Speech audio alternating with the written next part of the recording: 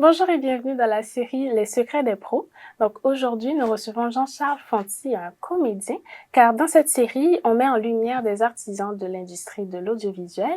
Donc c'est parti.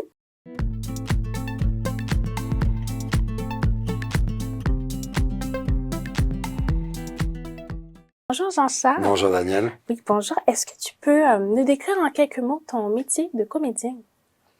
Ok, le métier de comédien, il y a un prof formidable qui nous a expliqué que c'était santé, audace et mémoire.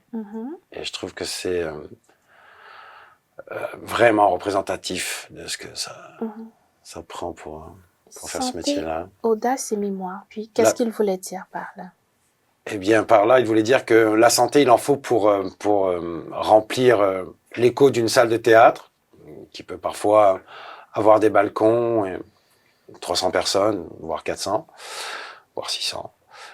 Donc il faut, si tu veux, être en bonne santé, même pour jouer un impotent, il faut avoir le coffre de remplir cette salle-là avec l'énergie et le son de la voix. L'audace parce que il faut oser jouer un saligo ou une mauvaise personne, ce qui est génial à faire d'ailleurs, mais il faut l'audace de se mettre en scène soi-même, se projeter comme ça devant tout le monde et de faire comme si personne n'existait. Et la mémoire, il faut en avoir sensible d'abord, de la mémoire sensible pour arriver à aller chercher dans cette bibliothèque sensible et jouer avec les émotions qui nous animent. Puis, à quel moment as-tu su que tu voulais travailler dans le cinéma? Y a-t-il eu un déclic ou un projet particulier? Tout petit. Tout petit. Ouais. Je sais que je voulais devenir quoi. J'aimais ce que je voyais en tant que.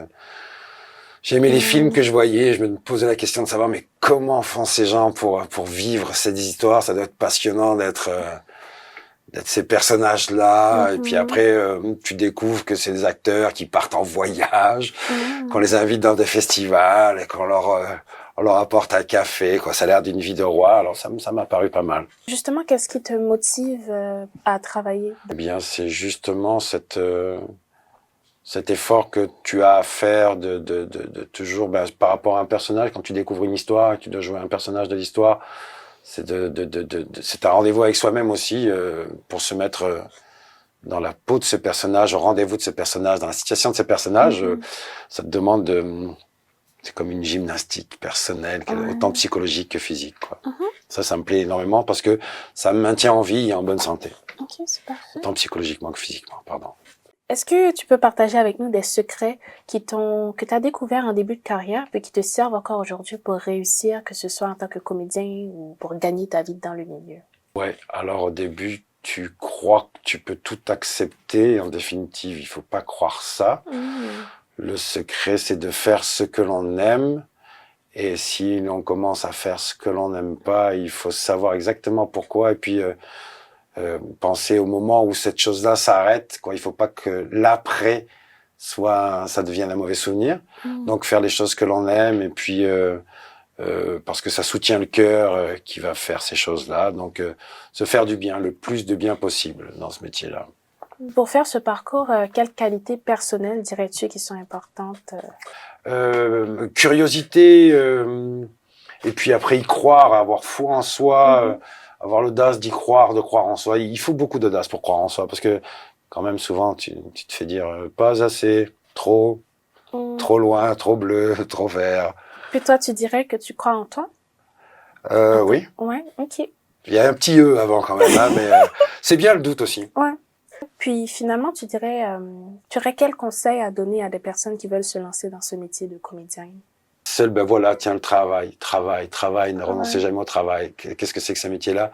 C'est pas juste être une face qui passe à la caméra, c'est quelqu'un qui raconte une histoire par soi-même et les histoires des autres. Donc, il faut être clair en tant qu'interprète. Et puis ça, c'est un travail permanent, s'intéresser à ce qu'on fait, comprendre comment son corps, avoir une bonne diction. Donc il faut que je travaille ma diction, avoir une bonne respiration. Donc il faut que je travaille ma respiration, comprendre la caméra, c'est s'intéresser à ce qu'on fait.